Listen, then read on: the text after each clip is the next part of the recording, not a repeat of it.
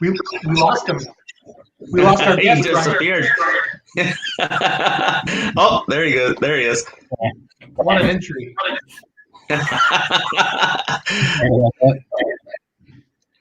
Welcome everybody to I'm going to call it a special edition of one of our Facebook Lives.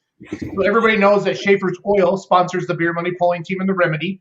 And Brian up there is our great, I feel like Hollywood Squares. We got Brian up here in the top right and Taylor down here in the bottom middle from St. Louis, Missouri. Hoping to be a bachelor. No, I'm just trying to have fun with it. So, but Brian was like, we were making some promotional videos, Taylor, at the shop a couple weeks ago with the tractor. And Brian's like, did you know we have crop enhancements? I'm like, I had no idea. So that's why we wanted to bring you on here. And a lot of our followers are farmers, or they're tied to agronomy. So why not have the national agronomist from Schaeffer Crop Enhancements on with us? So welcome, Taylor. Thank you for having me. So if anybody has any questions about Schaeffer's Crop Enhancements or Schaeffer Oil, please type them into the comment section. And I have a Schaeffer Oil rep with me, and again, the national agronomist from Schaeffer's Crop Enhancements with us. Taylor, you said you live in St. Louis? I do, yes. So quick background on me, so everyone knows who I am and where I come from. I grew up on a family dairy farm in Northwest Indiana, and from there moved down to Purdue and got my degrees in crop science and soil and hydrological science from Purdue. Then after Purdue, I worked actually at Purdue in their nematology department, working on nematode research, which I quickly found out is not as exciting as it sounds.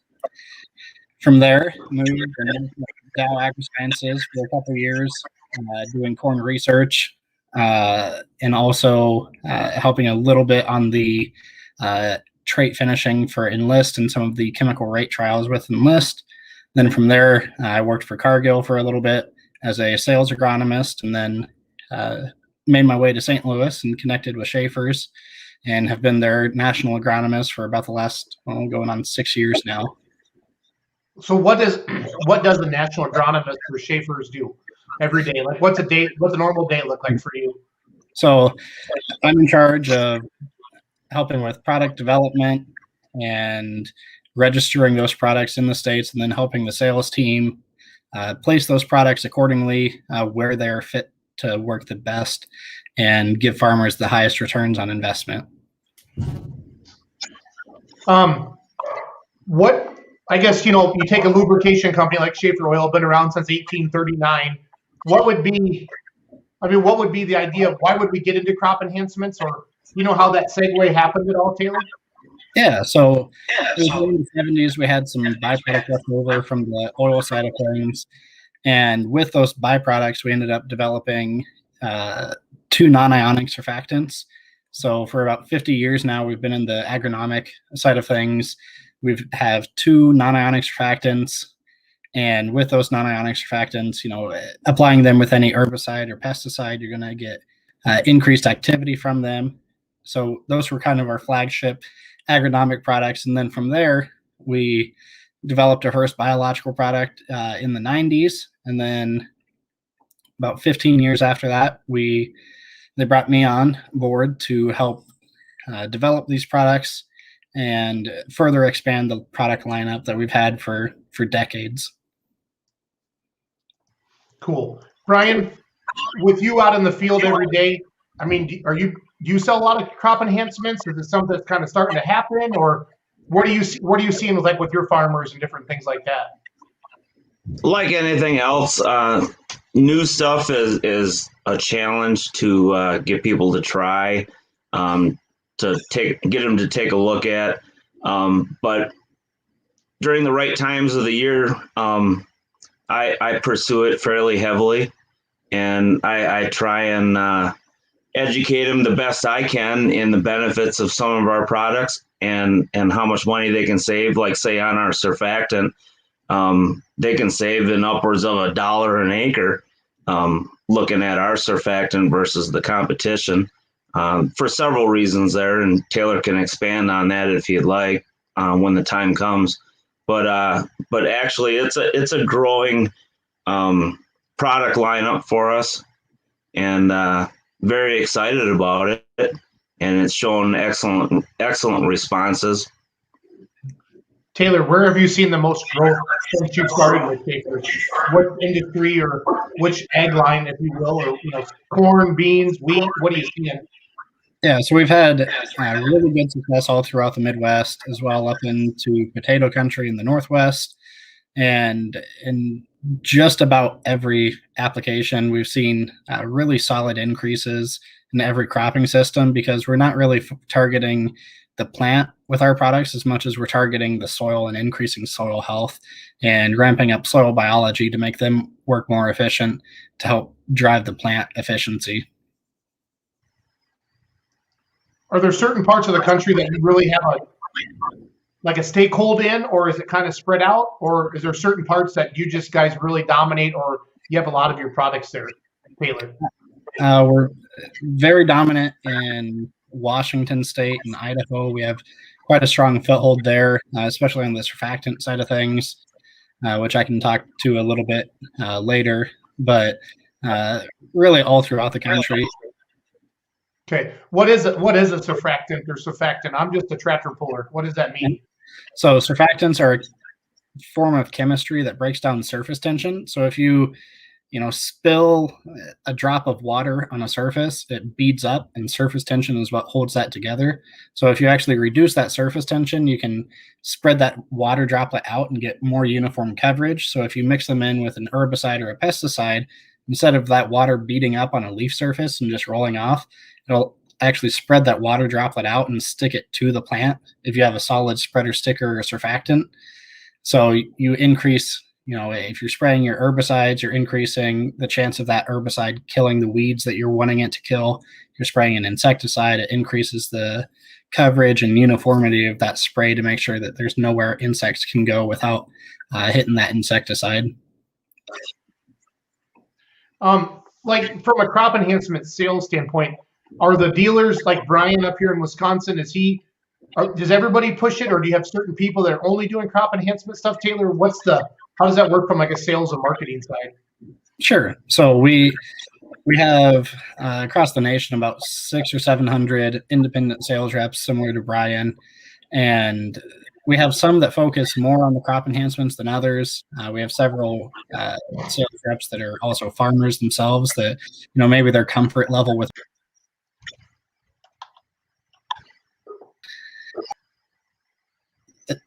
at the end of the day, it comes down to comfort level of what they're comfortable with as far as they end up pushing.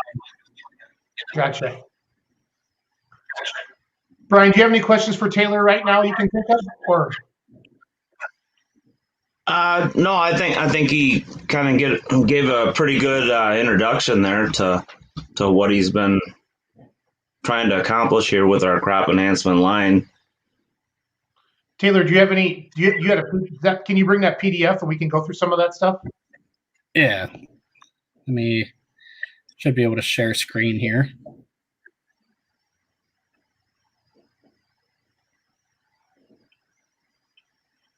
What's the weather like in St. Louis right now, Taylor? Oh, it's about 50 degrees today, and thinking about raining this week. Yeah, we got 4 inches of snow last night. So. Nice. Okay, are you able to see my? So one thing I'd like to add. Able to see my window now? Yep. You see it? Yep. Okay. So this is a presentation that I've put together. Just kind of briefly introducing what products we have, a little bit on the technical side, just to go kind of in depth explaining what these products are, what they do. So tonight we're going to cover really 3 non-traditional approaches to maximizing yield potential, and really focusing on non-traditional approaches, kind of leaning towards Einstein's theory of insanity. He always said that insanity was doing the same thing over and over and expecting different results, which is really the definition of farming. And there's so many things. My family being 5-6 generation farm now, there's things that we've done that we've just always done them that way because great grandpa did it that way, and he didn't run the farm into the ground, so must have been doing something right. So, but leaning some towards, we realize that traditional farming practices have gotten yield potential to where it is today, but it's also gotten soil health down to where it is today. Some of the overuse of herbicides and pesticides, some of the overuse of synthetic fertilizers and over-fertilizing as well has gotten soil health down to where it is today. So the industry knows that if we can bring that soil health back up, we're going to reach that next top-end yield potential goal. So quick agenda here, going to first touch base on surfactants, what they are and some of the differences in surfactants, then move on to humic acid, and then at the end, touch base on microbial-based products and where they have the best benefits. So as we touch base on, Schaeffer's being the North America's oldest lubrication manufacturer, we've been in agronomy for about 50 years now, producing surfactants that have been byproducts of the petroleum industry. So Schaeffer's, we have petroleum-based surfactants. So that's a key word there being petroleum. So the bulk of the industry as far as non-ionic surfactants that farmers are using is alcohol-based, which at the end of the day, you mix in your alcohol-based surfactant with your herbicides and pesticides. And what does alcohol do chemically? It just evaporates out readily. So it doesn't stay active very long, whereas a petroleum base is going to keep that chemical on contact longer. So that way you get better efficiency out of your chemical program. So how do you end up getting surfactants, right? Especially petroleum-based surfactants. You look towards the crude oil refining process, very complex process. It might be easier to start at solvents over here on the right and work backwards. But that would be where we're getting the actual petroleum-based surfactants from this crude oil refining process. So it's, at the end of the day, a byproduct of that petroleum industry. So it's not, nothing too complex here. It's that easy.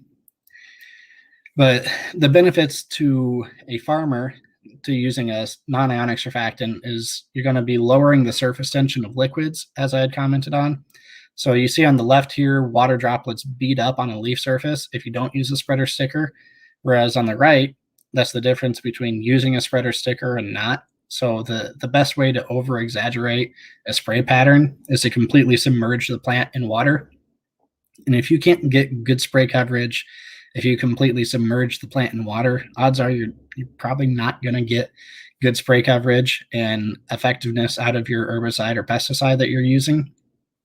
So you need a product that breaks down that surface tension, but also a two-sided molecule that'll help actually stick that herbicide and pesticide to the plant. So you have a product that both spreads and sticks. That's a non-ionic surfactant. So by doing that, you're going to make all chemicals and fertilizers more efficient as you go out with like a foliar fertilizer, for example.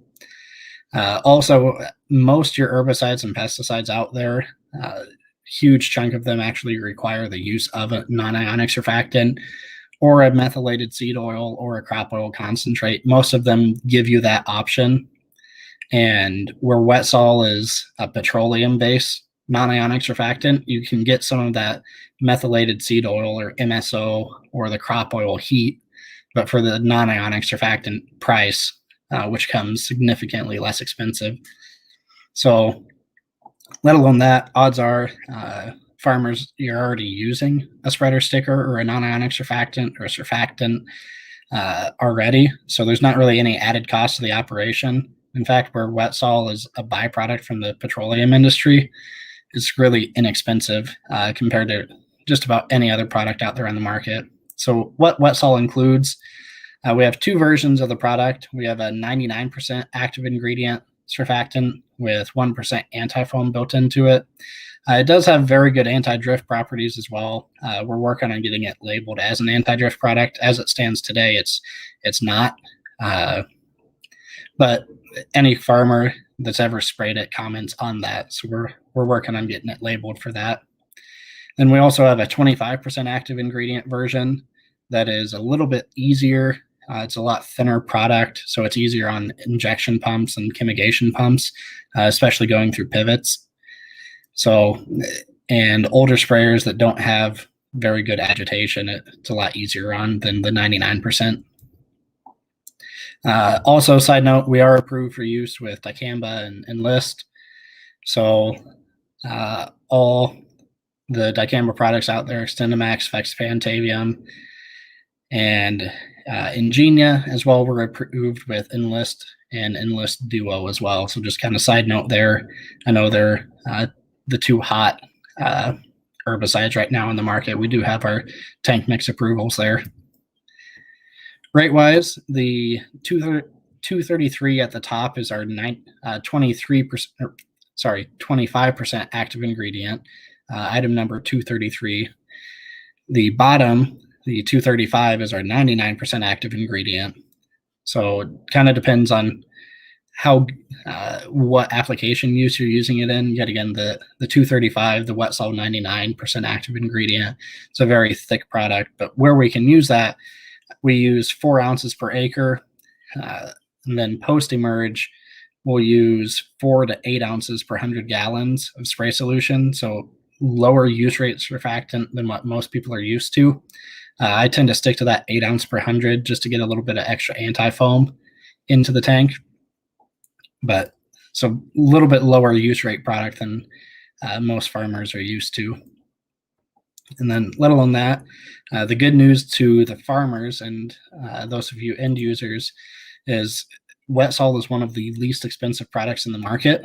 So about 95% of the spreader stickers and surfactants out there in the market are in that $150 to $250 an acre range.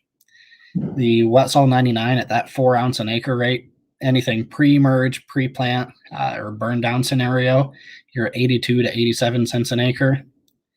And then post-emerge at that 8 ounces per 100, say you're spraying 10 gallon an acre, you'd be about 18 cents an acre for that. So very, very inexpensive product. Let alone that, it's a very tried and true proven product. It's been in the market 50 years, and I'm sure all you farmers know that products like this, agrochemicals, don't last that long in agriculture if they don't work. So you get a product that performs incredibly well with a low price tag than what most customers are used to. So it's kind of a win-win there for farmers. Some of the other uses that we have for wet sol is the way we designed the product was to help reduce compaction and increase water infiltration. So if you have any ponding areas in fields, you can help reduce some of that ponding, some of those low pockets by treating the field a little bit heavier. So instead of using that, 4 ounce an acre of our wet sol 99, using a gallon per acre of our 25% active ingredient, we use quite a bit of, especially up in potato country in the Northwest. And doing that helps reduce compaction, increases the water infiltration, so you get more uniform wetting out of your pivots. It's a very effective product there. As well, we also use it for manure treatment and treating hog pits and dairy pits and lagoons. So if you're a livestock farmer and you have manure pits, if you run into any issue with crusting on the top of the pit or solid formation at the bottom, we found that an application of wet sol can help reduce that solid formation on the bottom of the pit, as well reduce that crusting that you have to fight through. We also use it a little bit for dust control on dirt racetracks and horse riding arenas and bull riding arenas. We have an application there to help control dirt and dust because it helps with more uniform wetting of it. The side note, don't use it on any roads where you need compaction, because at the same time you're helping control dirt and dust. It is a soil penetrant. It does break down compaction. So don't want to run into any issues where we break a road down using it. So we don't want to put that on any pulling tracks, Taylor. As a tractor puller, would not be a good idea.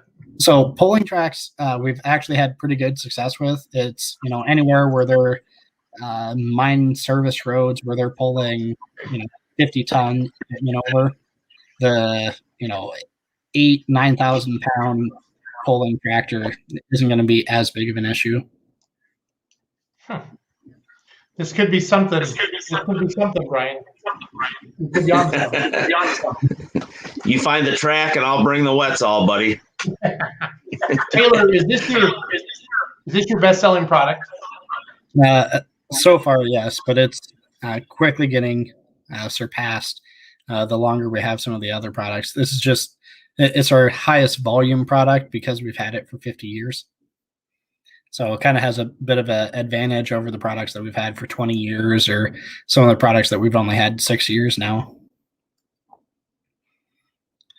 So speaking to the manure pit application, typical rate there, we'll use a gallon of our wet solid 233, the 25% active ingredient, per 10,000 gallons of manure to break down the solids that form at the bottom of the pit and also help break down some of the crusting that forms on the top. And typically we'll do that 2 to 3 weeks after you clean the pit out.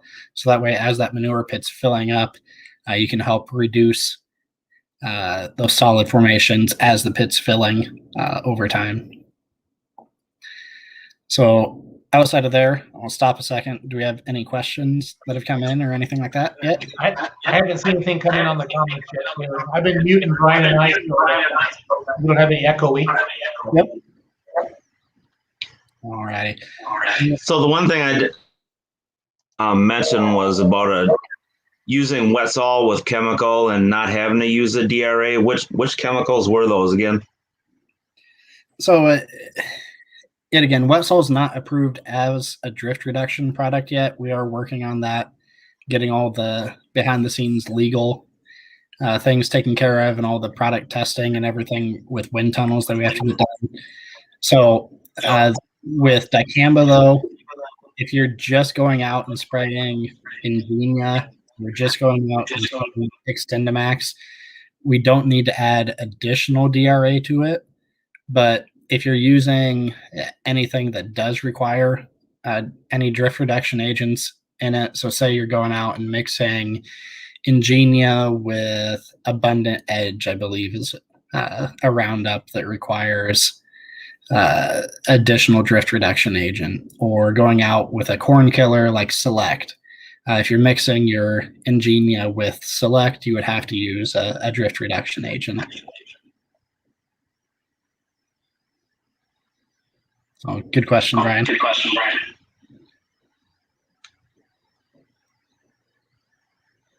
So if there's no other questions, we'll continue on here.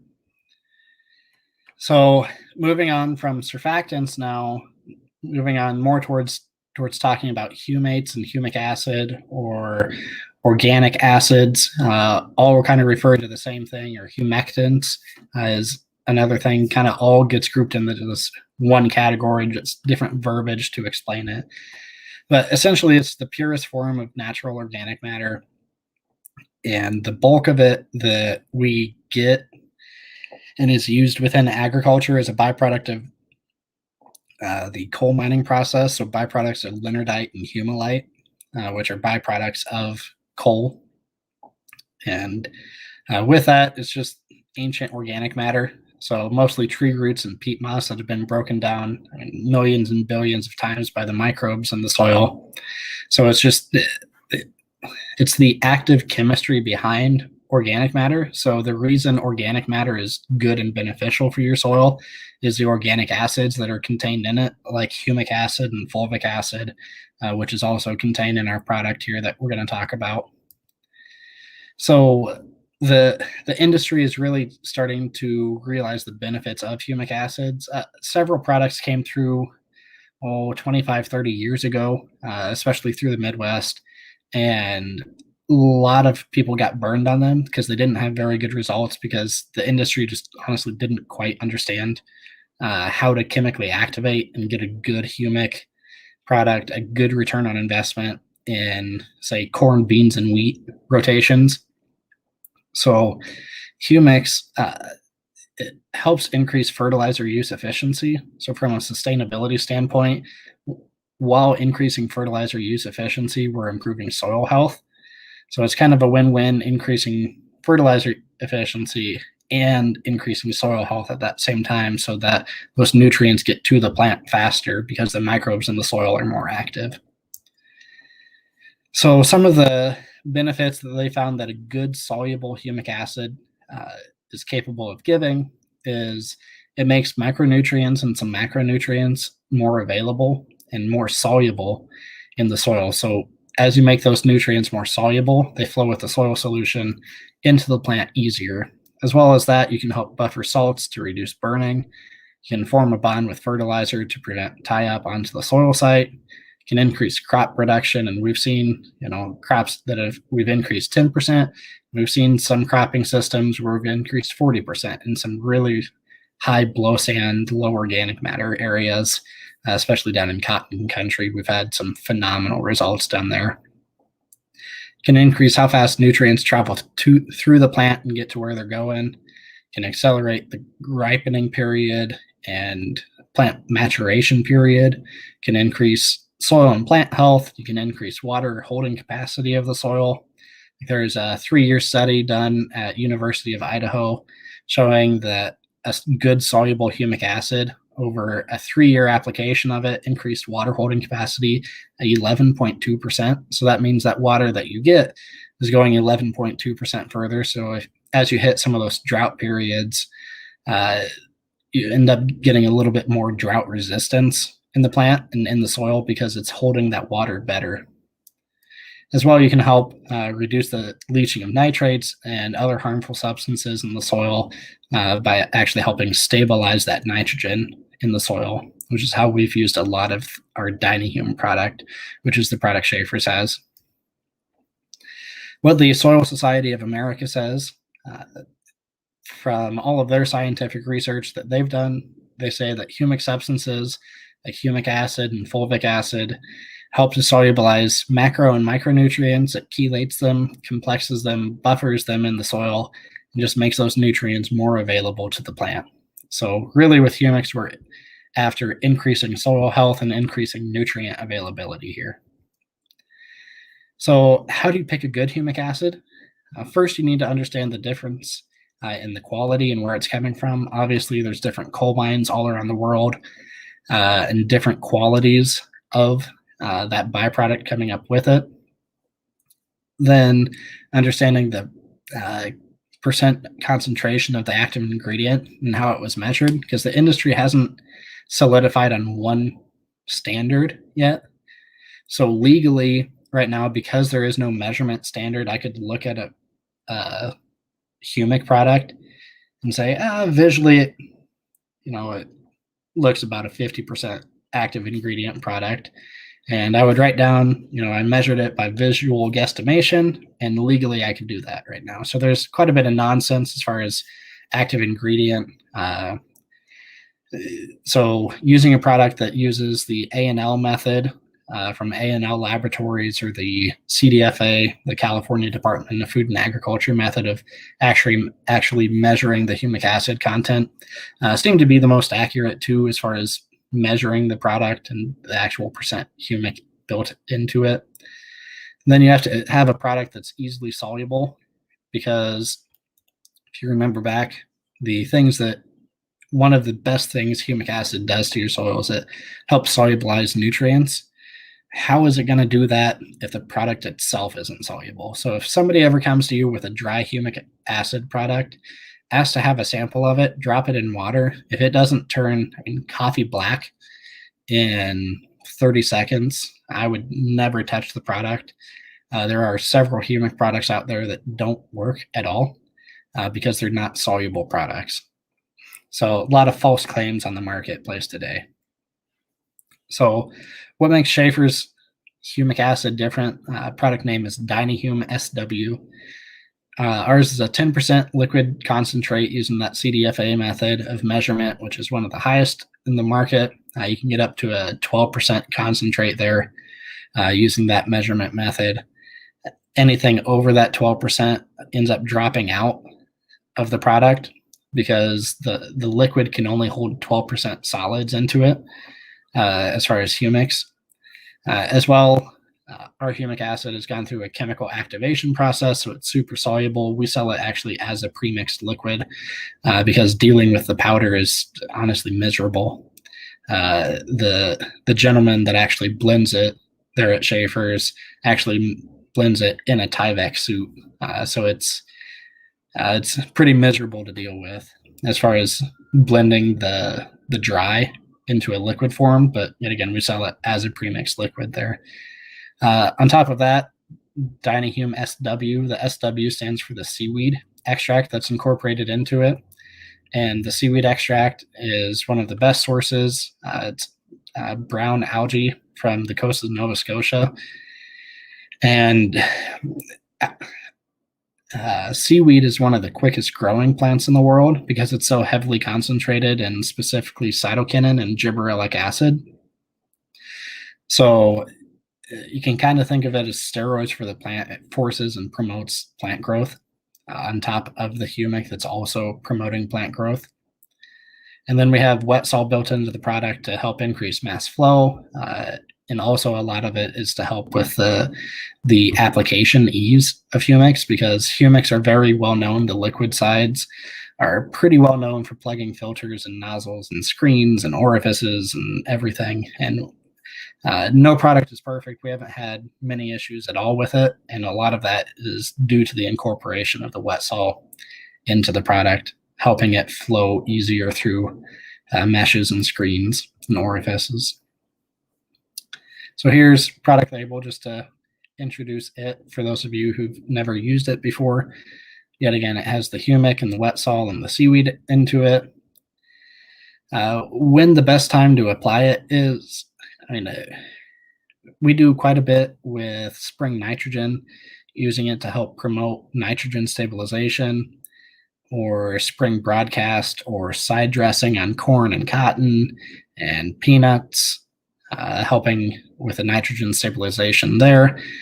We do quite a bit with the planter, using it in furrow or 2x2 to help promote healthy microbial activity in the root zones and help increase water holding capacity in the root zone as well.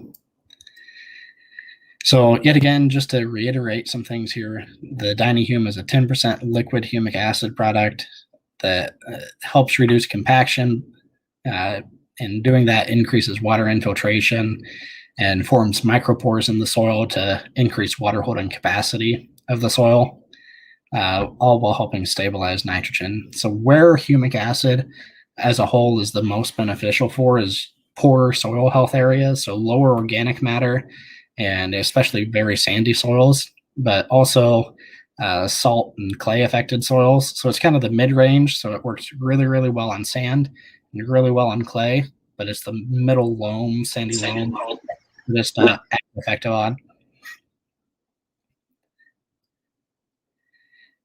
Moving from there to some of the different humic mines in the US and North America here. So we actually get our raw material from Canada, from Calgary, Alberta, Canada, which is North America's, cited as North America's highest purity of the humic and humulite that's coming up with it. North Dakota source is also very good, but it's chock full of heavy metals. The heavy metals actually lead to deactivation of the humic. So same with New Mexico, quite a bit of heavy metals. And then Idaho, it's not very much heavy metals, but it's a high percent ash content. So it's potash. And that potash doesn't stay soluble, so it ends up dropping out to the bottom of the liquid. So kind of side note, with humic acids, you're going to have some settlement at the bottom of a tote of product, for example. At the bottom of a tote, typically with our product, you can see upwards of 1.5 inches of solids. Some other products, especially some of the Idaho source stuff, you can get upwards of 6 inches of solids, or I've even seen one with 1 foot of solids, and it's just not usable at that point. From there, the seaweed extract, yet again, it's the plant growth regulators that are incorporated into it that promote and accelerate plant health and increase microbial activities because of the carbohydrates that are built into the seaweed as well. So yet again, lower organic matter soils, Dynahume really, really shines, as well. Peat and gumbo and really high salt affected soils, it seems to really, really work well in. Then we like to be upfront and honest and very transparent about any mixing issues. Authority First and Sonic, same chemicals, just different brand names. They're from different companies. It is a very, very bad reaction there. Please avoid mixing those. Those would be broadleaf pre-emerge or burn down chemicals, especially in soybean country.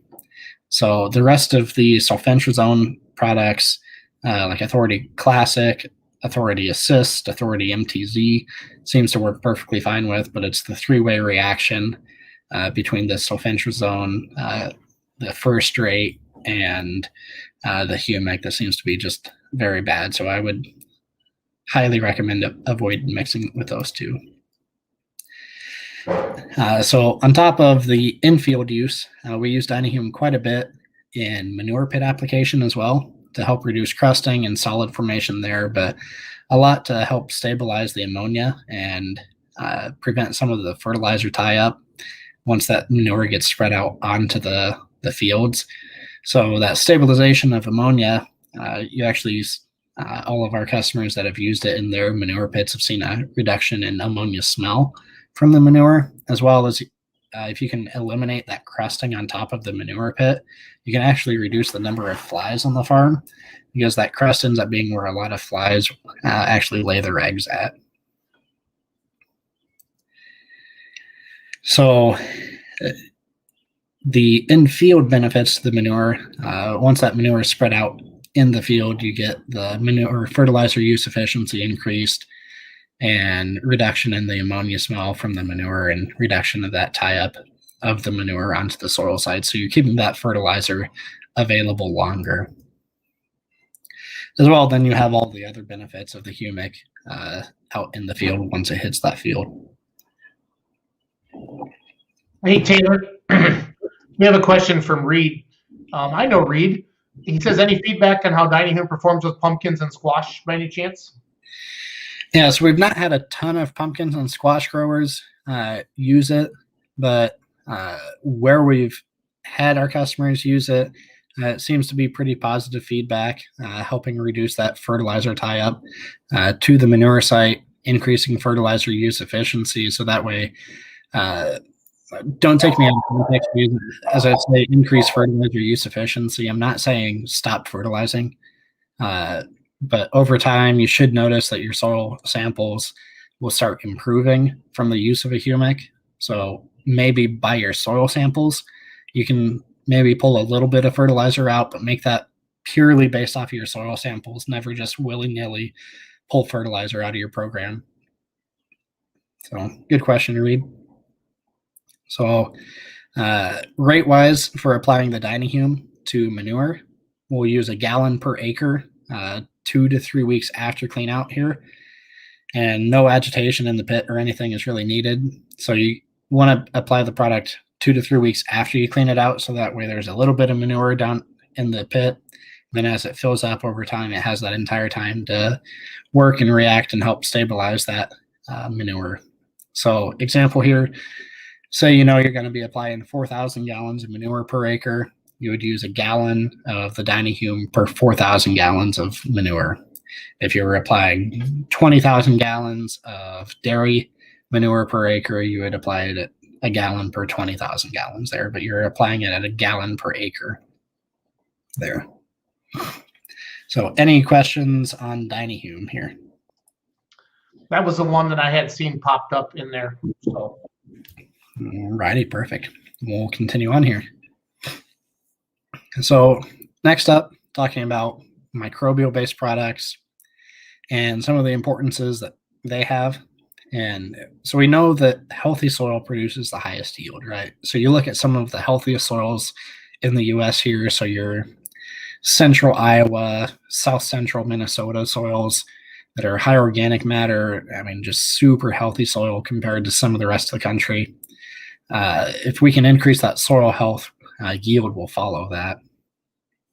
So we know that some of those traditional farming practices, as I had said, are hurting the sustainability and killing off some of the microbes in the soil. So we know that plant genetics have gotten yield potential to where it's at today, but we've actually exceeded that. We've seen from some of the national yield contest trials, right?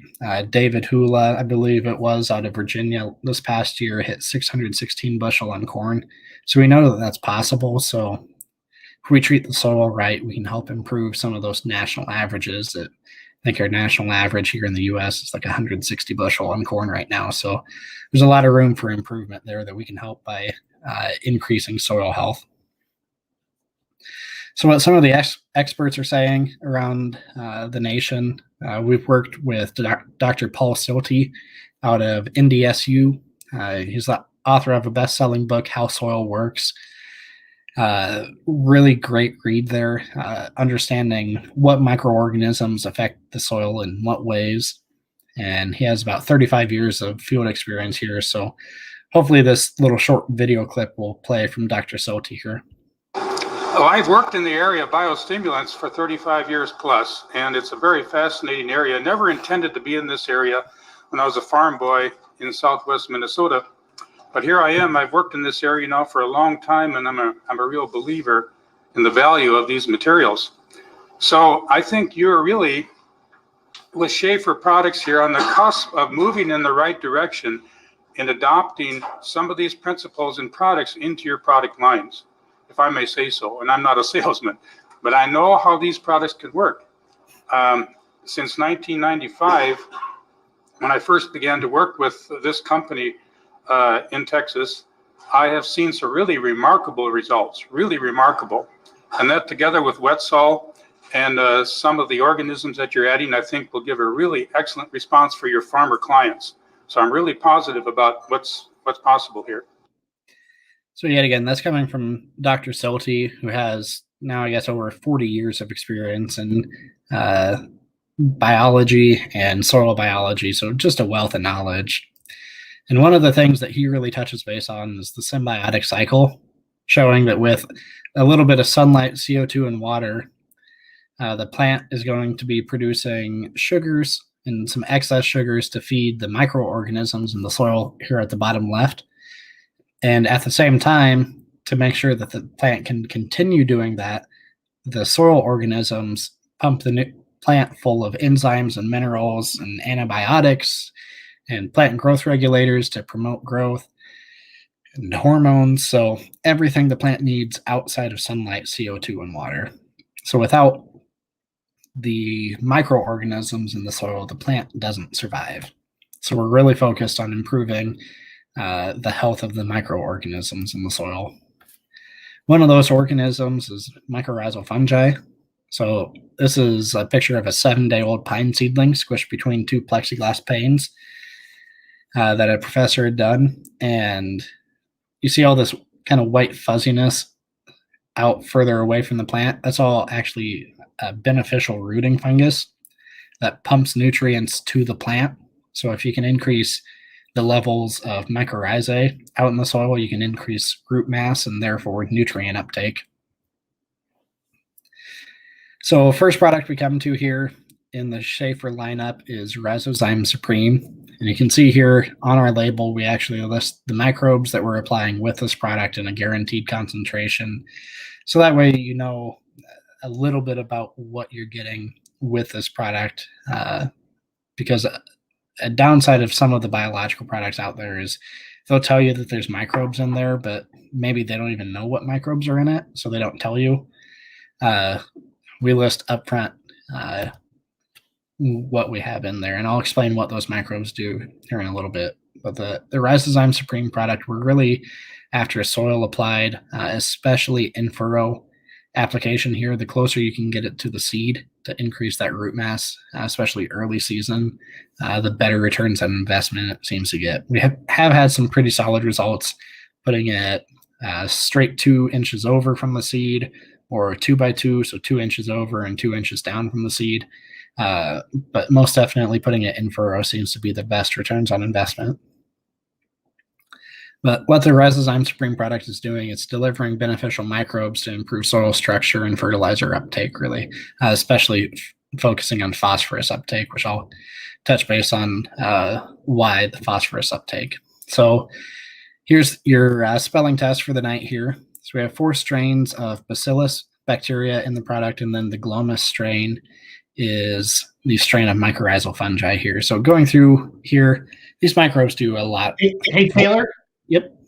How long did you go to school to learn how to say these words? That's a good one. Good question. So, so the first microbe we come to here is Bacillus amyloliquefaciens. It's really important for plant growth stimulation under phosphate limitation. So any lower phosphorus levels in the soil seem to be very responsive to this microbe. And yet again, these microbes do a lot more than just this, but these are the main reasons we incorporated them into the product. Bacillus licheniformis helps prevent fungal disease. So if you apply it near the root system, it prevents some of the root rots and phytophthora. If you apply it foliarly in a foliar fertilizer type application with our foliar product that we've incorporated into, you can see some reductions in white molds and downy mildews and powdery mildews because this bacteria has some biofungicidal properties almost. Bacillus megaterium is kind of a recycler of sorts, so it breaks down dead and decaying organisms and returns them to usable compounds by the plant. Then Bacillus subtilis actually goes out and helps break down rock phosphate, which is a super insoluble form of phosphorus that's unavailable to the plant. So you're taking phosphorus that's out there in the soil and makes them available. So we're really focused on, especially any low phosphorus fields, improving yields there.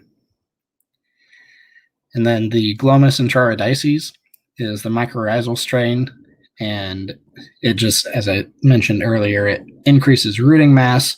And as you increase that root mass, it pumps those nutrients to the plant to increase yield and plant health. Other things to note, several microbial-based and bacterial-based products out there have very short shelf lives. You have to keep them in the fridge. That's not the case here. So reason being, there's a process similar to flash freezing that you can send the microbes through. And in doing that, they turn into dormant spores. And those spores stay dormant until they hit an environment where they can thrive. So we've seen about a 5-year shelf life on our product compared to some of the 6-week shelf life of some of the competitors' products out there. So we had the Rhizozyme Supreme, which was the in-furrow-based product with the microbes in it. Now the Stoma Boost Supreme is a foliar version of that product. So a foliar fertilizer, as well as it has that microbial-based package built into it as well. So on the fertilizer side, it's a 7-17-4 NPK fertilizer. As well, it has boron, copper, manganese, and zinc all built into it. And then it also has those microbes built into the product as well for some of their biofungicidal properties. So we've seen very, very good responses on especially any legumes. So hays, alfalfas, soybeans has been very, very responsive on. So being a foliar fertilizer, obviously it's going out post-emerge, and there's a couple key areas to hit there. And typically those key areas of application tend to be when you're applying, say on soybeans, your first herbicide trip, same with like peanuts and cotton. So some of your early season seems to be very responsive as well. Your fungicide pass on soybeans, it seems to give a very good return on investment there as well. So the main difference between this and the Rhizozyme Supreme product is this is specifically designed for foliar application, as well it has that foliar fertilizer component built into it. So any foliar application, this is the product to go to. So we have the Supreme line of products that are actually introducing microbes into the soil and ramping up microbial activity in the soil by introducing more microbes. The Plus line, Rhizozyme Plus and Stoma Boost Plus, are geared towards increasing what's already out there. So it's B vitamins, enzymes, amino acids, and 2 plant growth regulators that are geared towards increasing seed set and stress resistance by the plant. So but a little bit easier to understand because we're just, for a healthy soil, we're just feeding what's already out there and ramping up its activity. So it's kind of like giving a kid an energy drink, if you will, or giving a kid candy. It just ramps up their activity. but a little bit easier to understand. And the area for application here is any high soil health areas to begin with, just ramping that activity up. So if you've been manuring for decades, odds are you'll have a little bit better response with the Plus line of products, the Rizozyme Plus and the Stoma Boost Plus, than you would the Supreme line. So the Stoma Boost Plus is the foliar version of that product. It's got a little bit of foliar fertilizer built into it as well, some copper, iron, and zinc there. But really, it's after that vitamins, enzymes, amino acids, and plant growth regulators to ramp up and promote healthy microbial activity. So before I get into some of the results we've seen around the nation with these, any other questions we have here? I'd like to back up to the microbe part a little bit. So when I first started trying to introduce some of these products, I ran into some biological products out there that had some of the similar microbes in them. Is there any way that we're differentiating our microbes versus the competition's microbes? And could you expand on that a little bit real quick? Not into chemistry type levels, but so good question there, Brian. So say you have Bacillus subtilis in two different products, right? Is it strain 127 of Bacillus subtilis, or is it strain 28? Right? There's several different strains of this bacteria and how you grow them, what growth medium you grow them on, as far as how active they are in the soil. So there's odds are if you see just Bacillus subtilis, it's not the same thing because there's different strains of those bacteria. Dozens of different strains there. So it all comes down to what strain they're using as far as how active it is. And from the product labels, it's honestly, it's hard to tell because I'm not going to put on there what exact strain we're using because that's the secret sauce, similar to, if you can tell me the formula for Coca-Cola, I'll tell you what strain bacteria we're putting into this, right? That's kind of our secret sauce that helps differentiate us and gives our product a little bit higher return on investment than some of the other competitors out there. Exactly what I wanted to point out. Because I've run into it where farmers they'll look at a package that they've currently been using or looking at, and then they'll see the same bacteria and everything, and automatically they'll think, oh, well, it's the same, and then they revert back to that. Well, let's compare price. Yep. type situation. So not all bacteria are the same, even though they look the same on a label. Correct. So good question there, Brian. Any other questions before we move on to some results from around the nation? Nope. I haven't seen anything pop up in the chat lately, Taylor. All righty, good deal. I'm practicing for my spelling test. So nice. There you go. So a lot of results starting out here from Kentucky. We have one rep down there that has his degree in agronomy from Auburn, I believe it is, and really took off with this product line in strides. So starting off here back in 2016 and some of the results through the last 5 years here. So the Pioneer Rizozyme Supreme applied 2x2 with 35 pounds of N. You can see just a little bit darker green where we use the Rizozyme Supreme and maybe just a shade taller plant as well. Ended up being a 5 bushel yield increase there. So nothing incredible, but still in today's market, that's like a 2-to-1 return on investment. Using the Dynahume that same year, same grower, using the Dynahume 2x2 with nitrogen, you can really tell here the plants are off to a lot better start. Darker green as well. You can tell that they're quite a bit healthier than the control side on the left. Ended up being an 8 bushel increase there. So really solid, like 3-to-1 return on investment there. Next grower, replicated plot with a couple different corn varieties here. Between the varieties, he saw using the Dynahume a 9.4 bushel per acre average increase. Moisture was right around the same ballpark. So not a huge difference there, and wasn't a huge difference on test weight, but the yield was there. Next up, soybeans in 2016 using Dynahuman furrow with water. You can see that the plants are getting up and out of the ground a little bit quicker and more uniform as well. So that way later in the season, you don't run into quite as much lodging like you would on these 30-inch rows with this farmer, for example. Farmer went out and pulled some plant samples just to show some of the increase in root mass and also the increase in nodulation from using the Dynahuman that we typically always see on soybeans.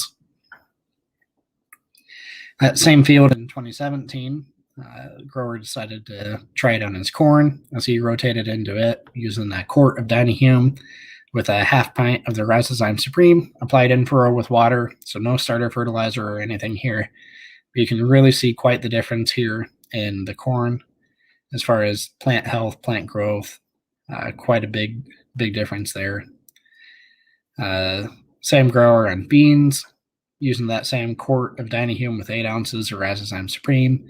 Kind of same thing we saw in 2016 there, using just the Dynahuman. But the increase in emergence, how fast the plants are getting up and out of the ground, and how uniform they are, leading to less lodging later in the season. This is a video that our sales rep, Bruce Sullivan, did out of Kentucky, and we'll let him take it over for about 2 minutes here. Hi, this is Bruce Sullivan with Schaeffer Manufacturing Company.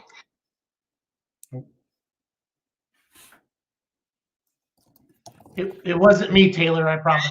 It's Monday, July the 3rd, 2017, and we're going to... Okay, can you see my screen still? No, can you share it again, Taylor? Yeah, sorry about that. No, it's okay. Hit the wrong button on my computer. It happens. You're an agronomist, not a computer technician, not like Brian and I. We're really technology savvy.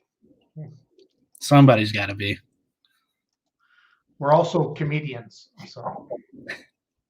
Yeah, here we go. Hi, this is Bruce Sullivan with Schaeffer Manufacturing Company. Today is Monday, July the 3rd, 2017, and we're in a field of soybeans planted by Mr. Terry Workington of Glasgow, Kentucky. As we look at Mr. Workington's beans, the shovel marks the split between the untreated check on the left and the portion of the field on the right that has been treated with Schaeffer's Rizozyme Supreme at the rate of 1 pint per acre in the furrow at planting. First, let's get a feel for the overall appearance of the crop. On the left, the untreated check exhibits plants that are not quite as large, not quite as full, and a lighter shade of green than we see over here on the right. The plants that have been treated with Rizozyme Supreme are larger, fuller, and a darker shade of green. But what I'd really like to draw your attention to are the lower leaves. On the lower leaves of these plants, what do we see? In the untreated check, we see a high incidence of a disease known as frog eye leaf spot. The frog eye leaf spot on the lower leaves of the untreated portion of this field is really quite prevalent. It's not hard to find at all. Everywhere we look, we're seeing frog eye leaf spot on the lower leaves of the untreated check. Now, when we go back over to the portion treated with Schaeffer's Rizozyme Supreme, again, we see larger plants, fuller plants, greener plants, but also healthier plants, because what we do not see is this high incidence of frog eye leaf spot.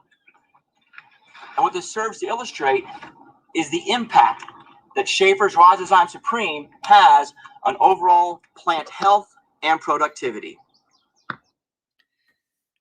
So it was just a short video there that our rep had taken. It's always nice with a trial like that when you can see the difference that the product is making 30 inches apart from each other. So kind of highlighting some of the biofungicidal properties that I was talking about with the Bacillus licheniformis.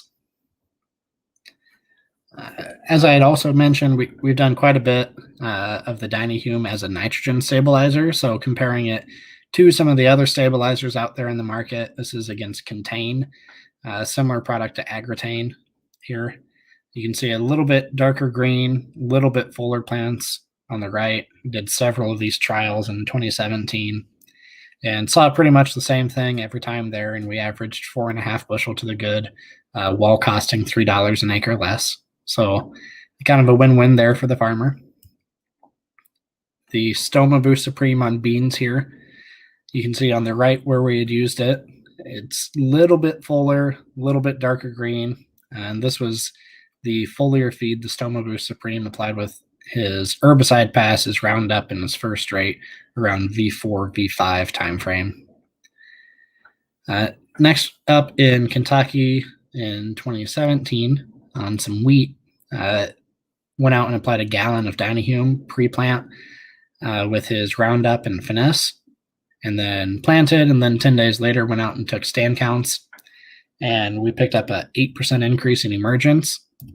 So what that looked like later in the season here, you can see a little bit thicker stand on the right where we use the Dynahume as well. The residue is also broken down a little bit further because of the increase in soil health that we've seen from the Dynahume.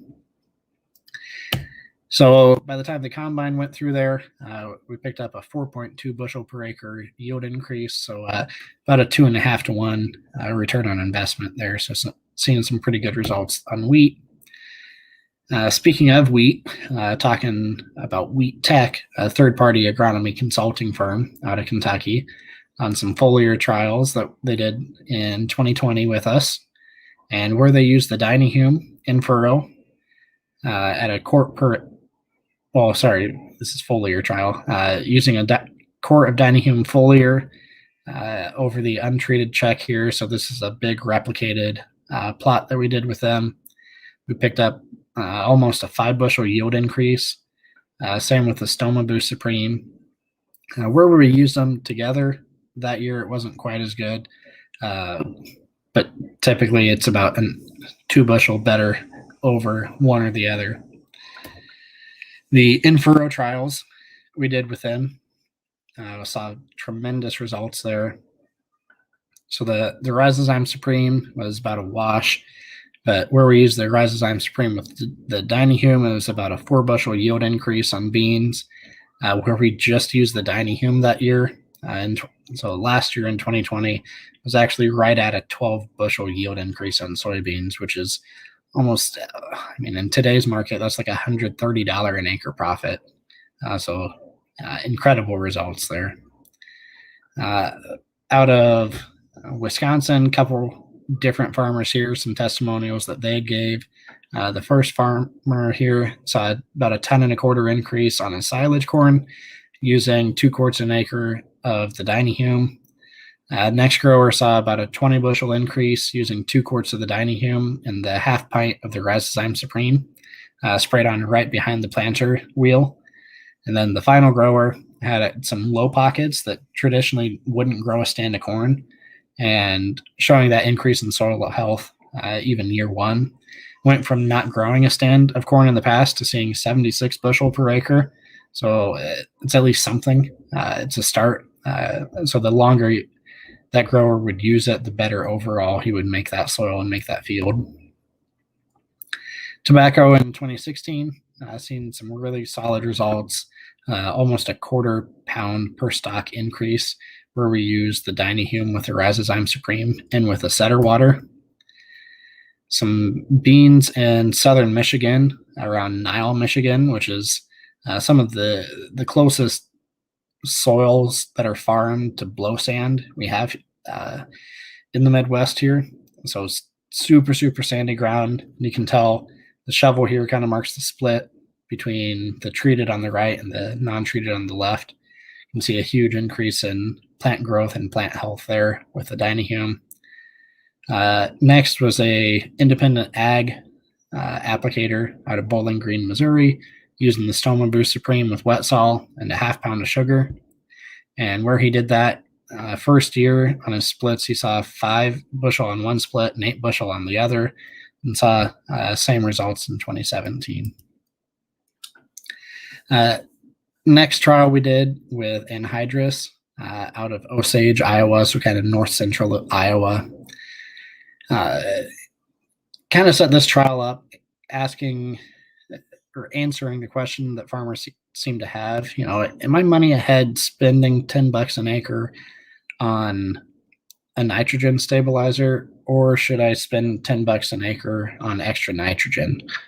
Right. So that's how we set this up. Test strips 1 and 3 got $10 or about $7 an acre less nitrogen, but they got $6 worth of dynahume with it. So trading out costs there. So swapping about $6 of nitrogen with $6 of dynahume.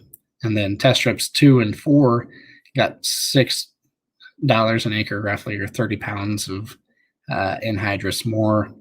And where we used the dynahume with it, with less nitrogen, we still came out 7.6 bushel to the good there.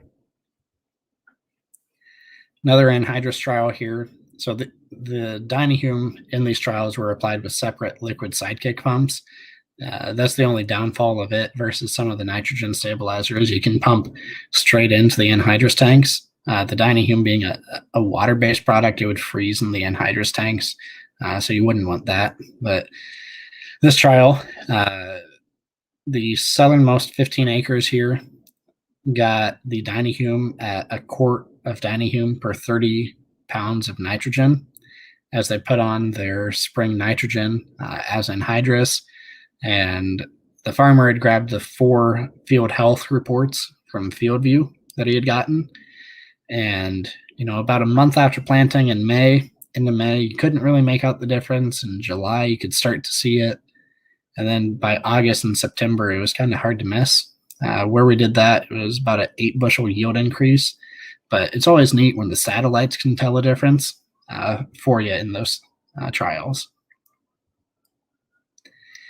We did a 3-year study with the Idaho Bean Commission, and it was a big biological study. The first year, we won the trial with about I believe it was a 900-pound increase in common beans. In 2016, we came in, I believe, second in the trial, still with a solid increase there. And then third year, we won the trial using kind of the kitchen sink, if you will. So the Rhizozyme Supreme by itself came in at a 250-pound an acre increase. So still, you know, that'd be 5 bushel of beans equivalent, roughly.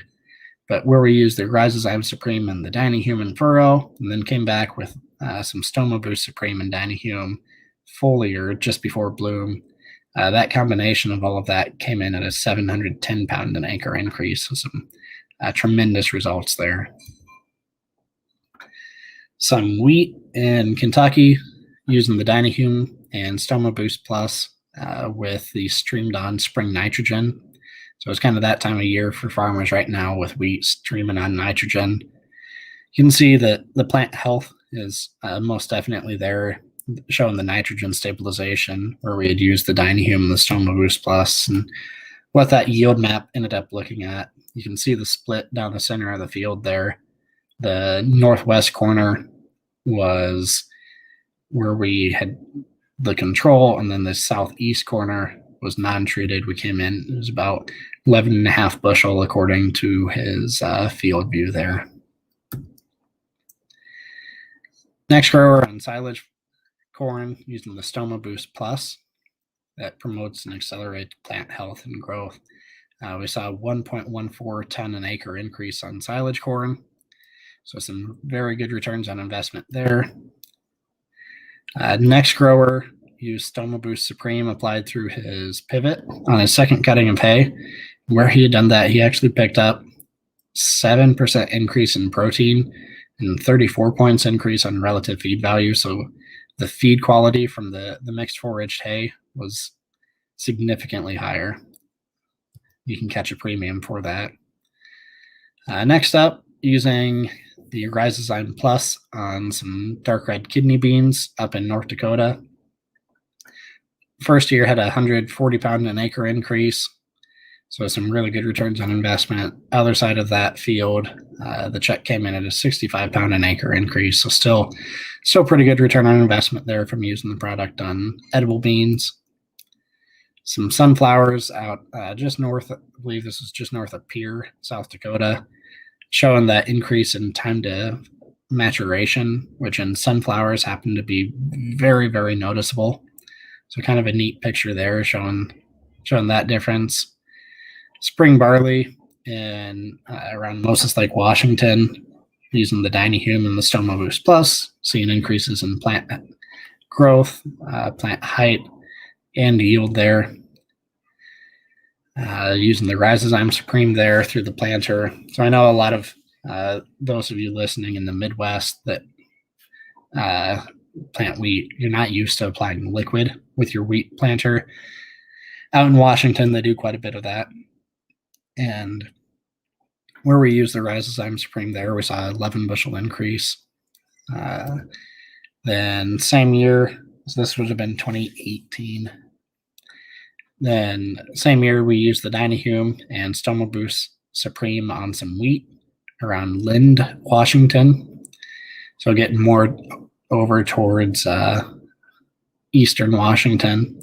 Saw a 7 1/4 bushel yield increase doing that. And from the drone pictures here, you can kind of see the difference in stand thickness where we had used it.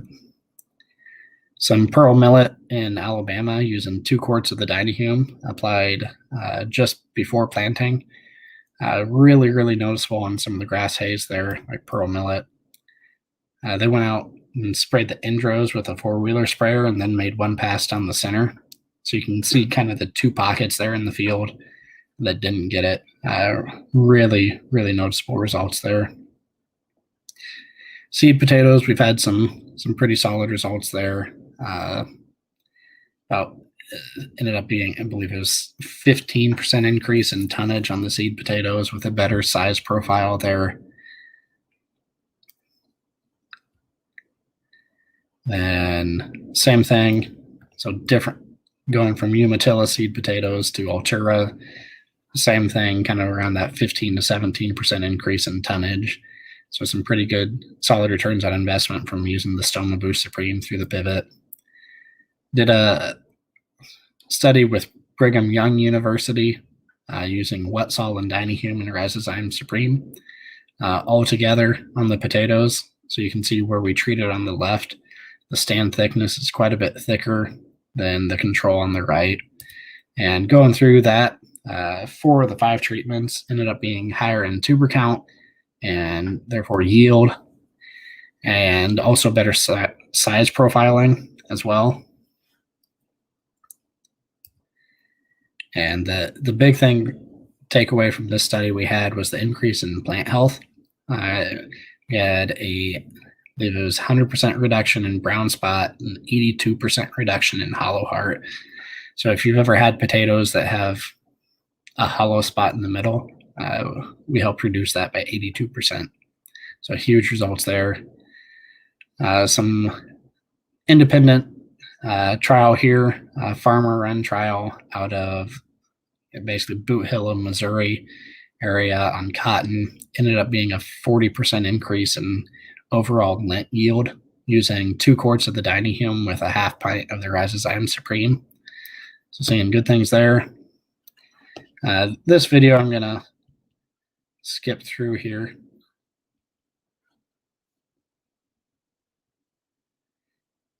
This was Dynahume applied at 2 quarts to the acre through their drip tape with their 32% nitrogen.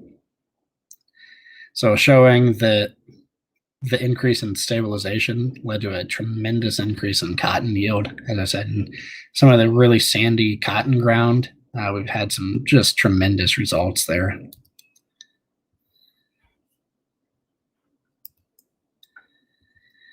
Hydroseeding, we've also seen really solid results, increase in germination and plant health and overall stand thickness. This was actually a company that went out and hydroseeded the Columbia, Missouri airport. And we found where they used the Dynahume, trialing it through the hydroseeder, it increased how fast the plant germinated and emerged, but also how thick the stand was as well. A couple trials with Wetzel. Yet again, we've had Wetzel for almost 50 years now. So this was a trial from Iowa State University in 2006 on soybeans with headline. So headline just by itself came in at 52.9 bushel per acre. And where we used headline with wet sol, we came in 4 bushel higher, showing that increase in fungicide use efficiency by using wet sol and getting a better spreading sticking of the herbicide and pesticide program, that the impact that can have. So some high returns on investment there from just using a fungicide with a surfactant on soybeans. Now, you're good on soybeans there, but don't use a surfactant on corn fungicides, as you can burn the silks and cause aborted ear syndrome and or arrested ear and aborted kernels that way. So avoid any surfactant with corn fungicides. Out of NDSU, a general surfactant trial with Touchdown, so a generic Roundup here. And so a couple different products here. So the Touchdown, just by itself, 14 days after treatment, only had 20% control of the weeds. And then 28 days after treatment, it only had 7% control of weeds. You can see a couple different products through here. Preference, Top Surf, R11, Liberate, APSA 80.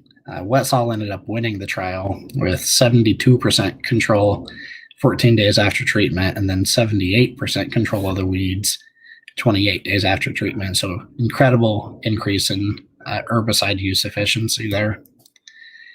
Using Basagran with a third-party consulting firm, agronomy consulting firm, AgVise out of North Dakota, using it with Basagran, Wet Sol, showing statistically significant increase in weed control there, as well increased yield by those weeds not robbing bushels there. Then 2017, one of the best weed science research institutes out there is the Vaughan Research Center out of Canada, and really wanted to work with them to highlight 2 different areas of herbicide use out there. So Liberty, or glufosinate, for those of you that like chemical names, but Liberty was applied with Wet Sol. And you may think, well, Liberty's label doesn't say I need a surfactant with it. Why would I use one?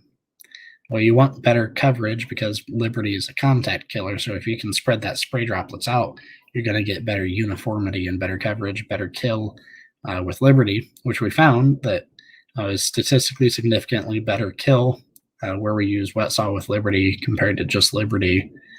And then also farmers, a marketing tactic that they've gotten sucked into is, well, why would I get just a generic Roundup when I can buy Roundup Weather Max that has a surfactant built into it, right? Then I don't need to carry or buy any other surfactant.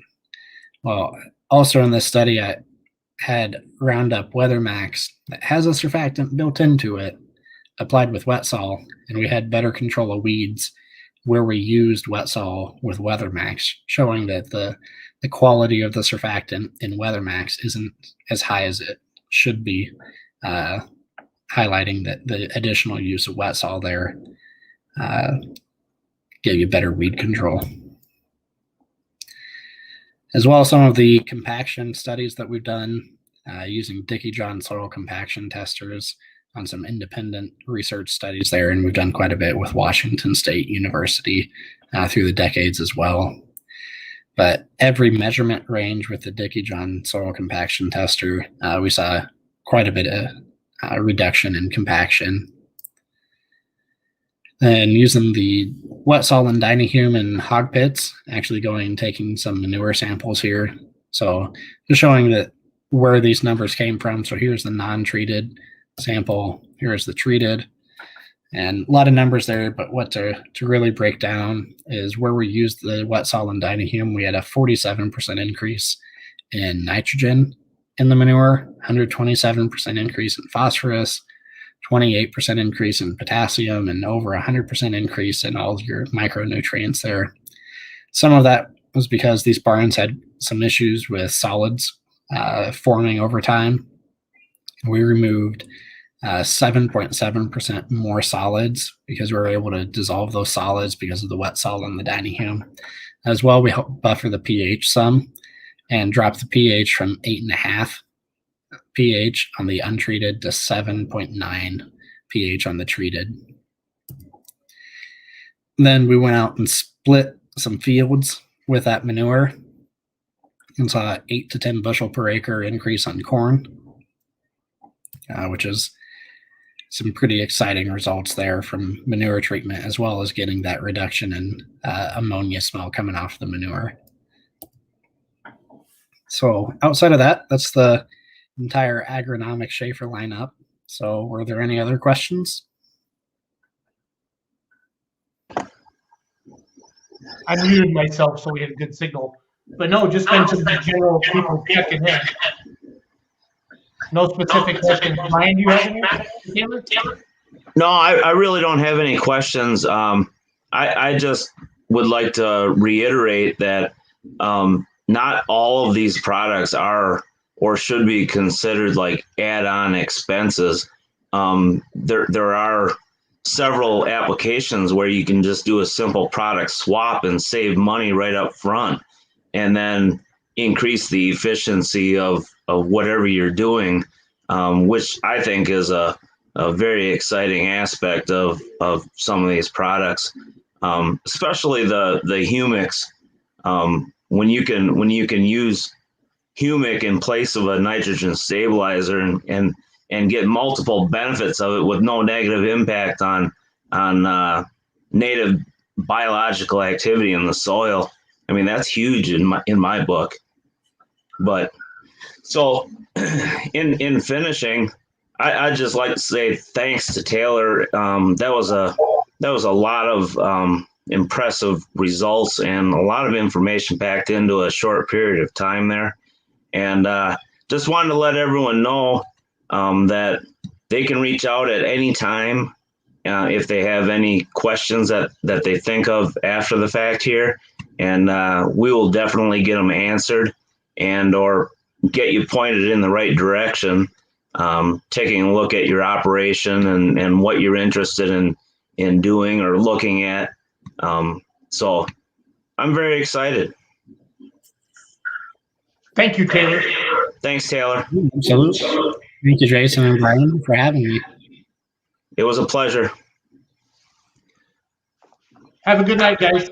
You too. See you, Taylor.